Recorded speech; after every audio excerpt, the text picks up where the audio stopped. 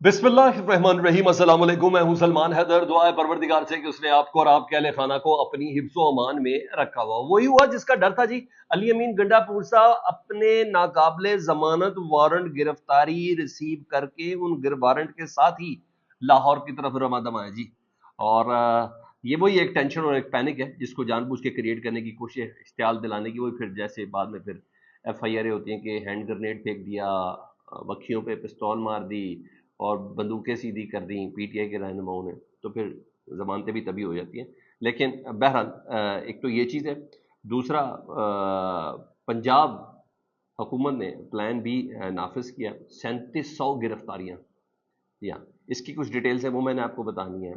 और जलसे से मुतल्लिक मीडिया वालों को भी हिदायत मिल गई है। हाँ जी, वो हदायत पहुंच गई है बल्कि आप कह लें।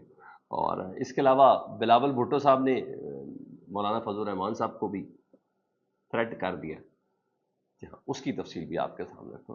अहम तरीन व्लॉग, इसको मिस नहीं करना आपने।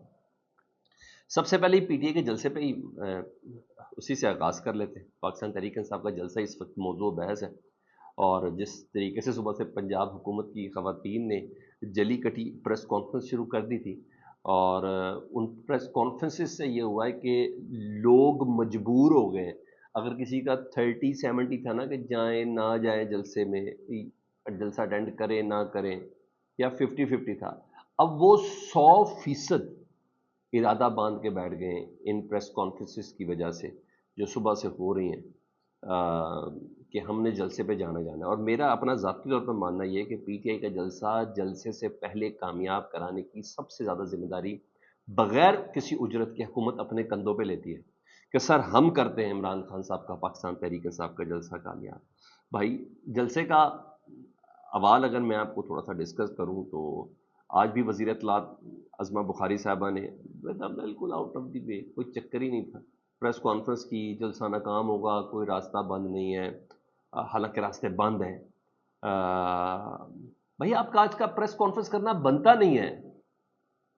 आज के दिन आपका प्रेस कॉन्फ्रेंस करना नहीं बनता। कोई तो आपको कम्युनिकेशन का बंदा बता दे।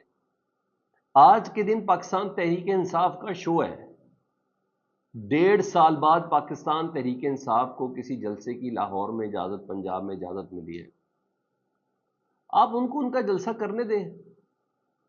आप ये जलसा के से पहले आप ये प्रेस कॉन्फ्रेंस करके साबित करते हैं कि पाकिस्तान तहरीक इंसाफ का जलसा आपके असाब पे सवार है, और इतने बुरे तरीके से असाब पे सवार है, तभी तो गिरफ्तारियां हो रही हैं।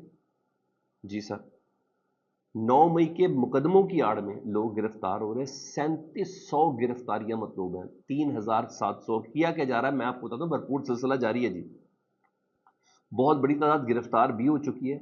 छापे तो अपनी जगह पे मारे जा रहे हैं, लेकिन मुख्तलिफ पॉइंट्स पर पुलिस खड़ी है, और गाड़ियों की चेकिंग, और चेकिंग के नाम पर लोग चेक किए जा रहे हैं।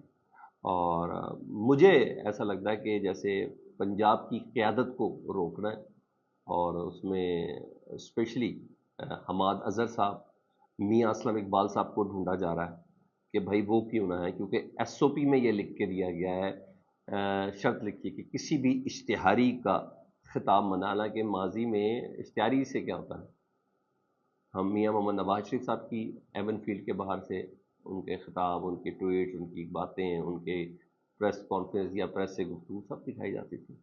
लेकिन वो कहते हैं कि अभी ज़रा इनके ऊपर अताब है, तो बस बहरहाल इस तरह से है। इश्तिहारियों का क्या स्टेटस है मुझे ज़रा बता दें। तो ये सब चीज़ें हमने तकारीर नवाज शरीफ साहब की भी सुनी है, इश्तिहारी होने के बावजूद, क्योंकि वो 2 महीने के लिए गए थे। अच्छा जी, दूसरा जी, इसके अलावा अगर मियाँ असलम इकबाल साहब या हमाद अजहर साहब आ गए, जो कि मुझे बड़ा यकीन है कि उन्होंने आना है, अगर अली अमीन गंडापुर साहब की गाड़ी में बैठ के आ गए, और जिस तरीके से भी आगे चल के मैंने आपको बताना है कि अली अमीन गंडापुर साहब की कौन सी तैयारी है, तो कौन रोक सकता है? बताएं मुझे। FIR ही है ना, कुछ और सी 39 FIR तो एक आम आदमी के ऊपर है। कुछ मजीद FIR हैं, उसके अलावा कुछ भी नहीं है। अच्छा सुने,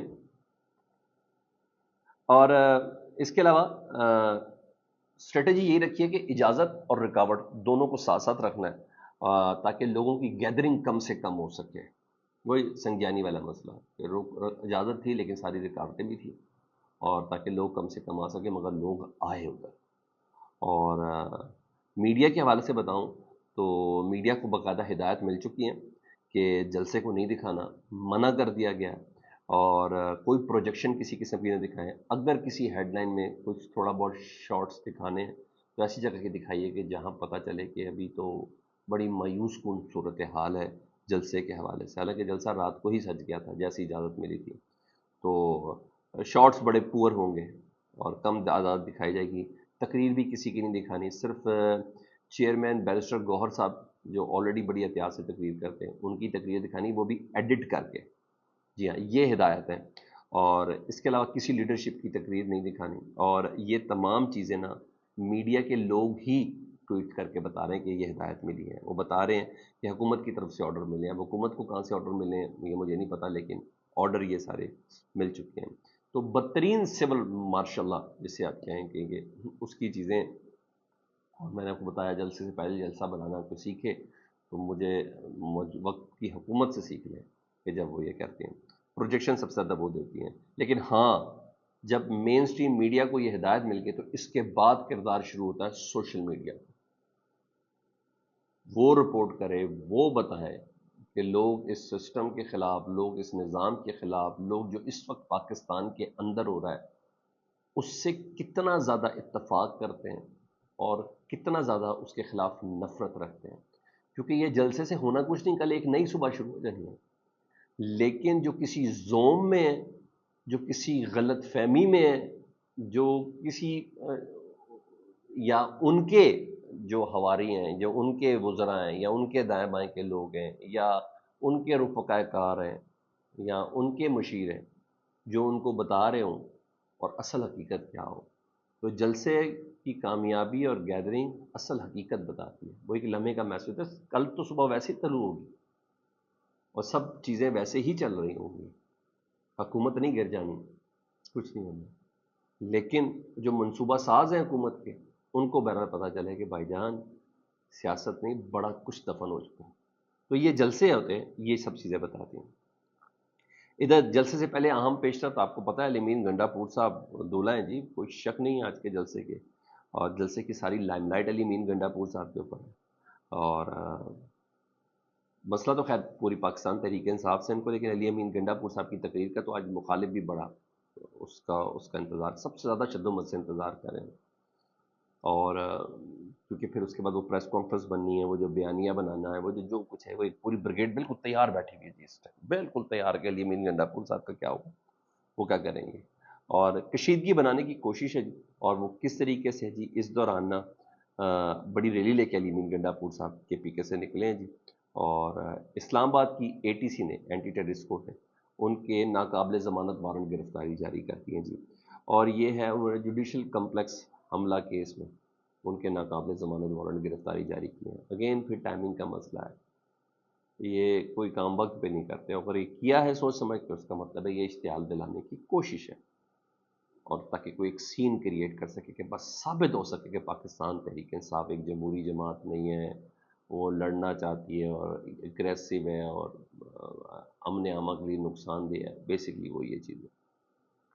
ہمیشہ کی طرح ٹائم ان کی خراب ہے اور یہ کشیدگی بنانے کی کوشش ہے. دوسرا وہ جو اسلحہ اور شراب کیس تھا علی امین گنڈا پور صاحب کے اوپر، وہ جوڈیشل مجسٹریٹ شائستہ کنڈی جنہوں نے پچھلے دنوں ان کے وارنٹ گرفتاری جاری کیے تھے، انہوں نے کیس سننے سے انکار کر دیا جی. ٹھیک ہے، ان کا اکتوبر تک میں وہ تھا. تو آج بھی اسلام آباد پشاور ہائی کورٹ نے کہا ہے کہ ہم نے اکتوبر کے 7-8 اکتوبر تک علی امین گنڈا پور کو ملک کے کسی صوبے میں وہ گرفتار نہیں ہو سکتے.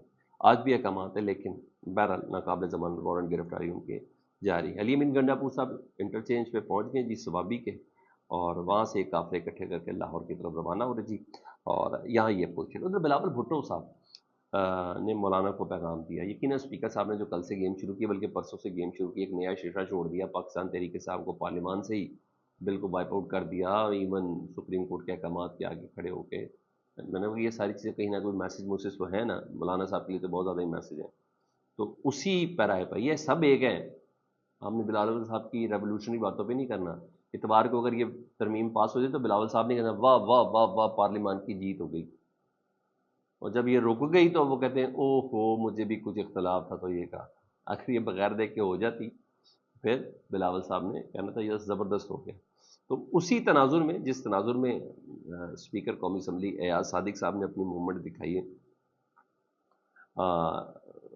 ایک نیا شوشہ چھوڑا ہے جسے میں کہتا ہوں, ایک نئے راستے پہ چلے ہیں, تو پارلیمان سے باہر کیا پاکستان تحریک انصاف. تو بلاول بھٹو صاحب نے کہہ دیا کہ اگر جمعیت علماء اسلام سے مشاورت اگر کامیاب نہیں ہوتے, کوشش پوری کریں گے, اگر کامیاب نہیں ہوتے, کوئی ایشو ہوتا تو پھر ہم مولانا کے بغیر بھی اپنے نمبر پورے کرنے کی کوشش کریں گے.